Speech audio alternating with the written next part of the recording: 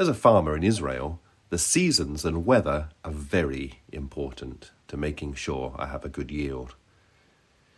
In the autumn, I sow and plough my fields, and then I wait for the early rains to soften the land so that I can plant seeds.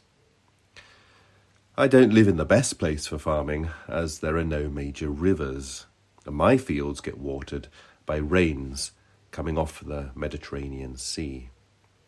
In the spring, there's a second set of rains that helps my grain just as it's starting to grow.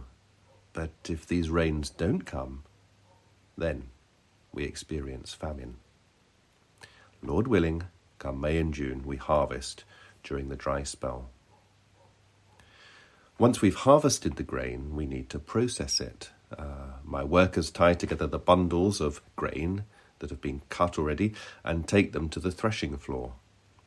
If you've never seen a threshing floor, it's a flat, open area just outside the town normally. Mine is on the side of a ridge, but other farmers also have their threshing floors up on a hill. This is important because we need the wind to help us process the grain. We can't put our threshing floors, say, in a valley. My workers bring the grain to the threshing floor and beat it with a stick to remove the seeds of grain from their husks, the outer coverings. Some other farmers also remove the husks by walking animals like oxen over their grain or pulling carts over it. After threshing, we winnow the grain. My workers use a big fork to lift the grain up into the air, allowing the wind to pass through it.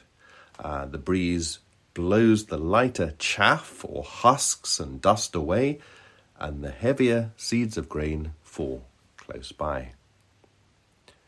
Where I live, the two most important grains are barley and wheat.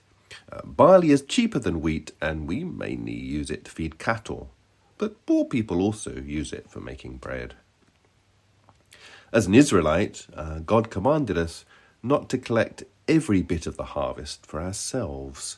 Instead, he told us to allow poor people, including orphans, widows, foreigners, to come into our fields at harvest time and gather the grain or fruit that the harvesters leave behind. We call this work gleaning, and the people that come and pick up the leftover grain are called gleaners.